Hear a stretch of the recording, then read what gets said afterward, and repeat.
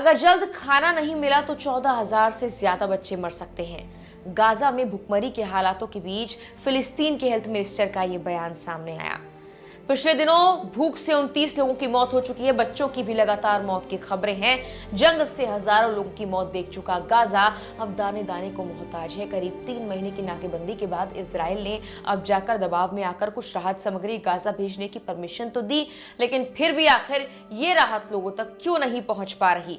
Gaza और Israel के बीच आगे क्या होने वाला है?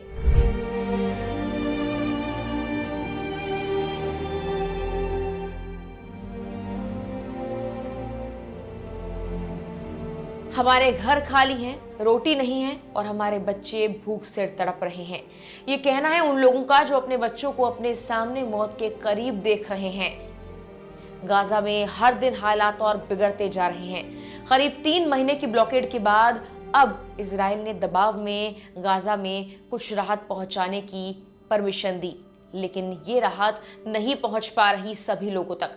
संयुक्त राष्ट्र यूएन अभी तक इन सामानों को जरूरतमंद लोगों तक नहीं पहुंचा पा रहा। इस मामले को लेकर यूएन के प्रवक्ता स्टेफन ने कुछ वक्त पहले बताया था कि सोमवार को गाजा में कुछ ट्रक पहुंचे हैं और सामान यूएन ट्रकों में लादा भी गया, लेकिन इजरायली सेना ने जो रास्ता इस्तेमाल करने की परमिशन दी है वो बहुत असुरक्षित है। इसीलिए बातचीत के जरिए कोई विकल्प का रास्ता तलाशा जा रहा है। हालांकि कुछ जगहों पर ट्रक्स पहुंचाए गए हैं, कुछ इलाकों में खाद्य सामग्री पहुंचने की खबर आई है, लेकिन जो कुछ भी परमिशन दी गई है वो बेकरी के लिए आटे तक ही सीमित थी। आम जनता तक रोटी नहीं पहुंच पा रही। मानवीय सहायता पर लगभग 80 दिनों की पूर्ण नाकाबंदी के बाद शिपमेंट मात्रा में सीमित है और गाजा के 2 मिलियन से भी ज्यादा लोगों की जरूरतों को पूरा करने के लिए ये पर्याप्त नहीं है।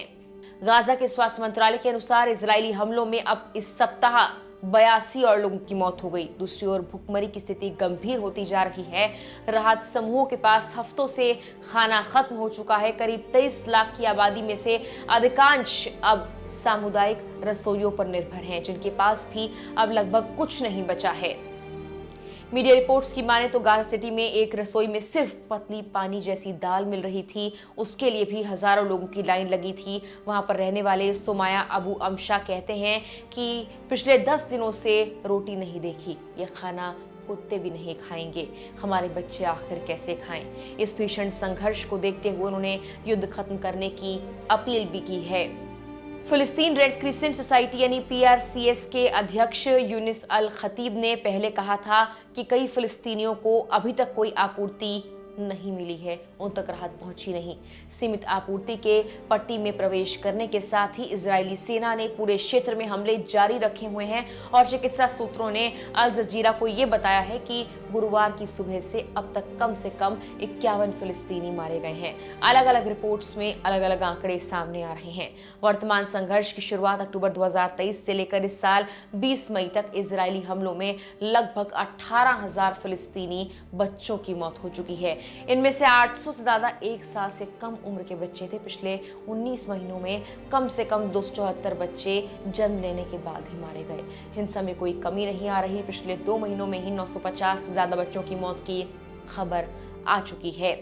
14 मई तक की बात कर ली जाए तो कुछ रिपोर्ट्स कहती है कि 6 से 23 महीने की आयु के 90% ज्यादा बच्चे, साथ ही गर्भवती और स्तनपान कराने वाली महिलाएं अपने पोषण संबंधी आवश्यकताओं को पूरा नहीं कर पा रही हैं। मानसिक स्वास्थ्य सहायता भी एक तत्काल जरूरत है। 1 मिलियन से ज्यादा बच्चों को अब निरंतर आघात के चलते मनोसामाजिक और मानसिक स्वास्थ्य सहायता की जरूरत है।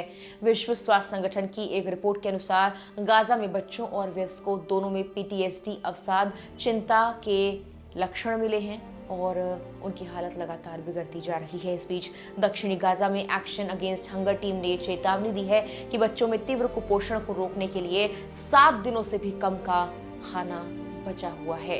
इजरायली प्रधानमंत्री बेंजामिन नेतन्याहू ने दूसरी ओर अस्थायी संघर्ष विराम के लिए तैयार होने की बात कही, लेकिन ये भी साफ किया कि गाजा पर पूरी तरह कंट्रोल पाने के लिए सैन्य कार्रवाई चलती रहेगी। नेतन्याहू ने कहा कि हमें एक मानवीय संकट से बचना है ताकि हमारे सैन्य अभियानों की स्वतंत्रता बनी रहे। इजराइल पर उसके पारंपरिक सहयोगियों तक से भारी दबाव बन रहा है, जिसके चलते इजराइल थोड़ी राहत देने के लिए मजबूर हुआ है और सैन्य अभियान रोके और गाजा में राहत पहुंचने दे, इसके लिए लगातार इजराइल पर दबाव बनाया जा रहा है। यूरोपियन संघ यानी ईयू के विदेश मंत्रियों ने इजराइल के साथ व्यापार और सहयोग समझौते की समीक्षा का फैसला किया है। ब्रिटेन ने इजराइल के साथ फ्री ट्रेड वार्ता निलंबित कर दी और इजरायली राजदूत को तलब किया। इसके अलावा कई देश गाजा में बन रही स्थिति को चिंताजनक और पीड़ादायक बताते हैं और पर्याप्त मानवीय सहायता की अपील की गई है। लेकिन देखने वाली बात यह है कि जो कुछ राहत सामग्री गाजा में पहुंचाई गई है, क्या आम लोगों तक ये पूरी तरह पहुंच पाती है और आखिर कब तक इजराइल राहत सामग्री पहुंचाने की परमिशन देता है। आने वाले वक्त में दोनों देशों के बीच क्या हालात ठीक हो पाते हैं या फिर नहीं। फिलहाल के लिए इस वीडियो में इतना ही।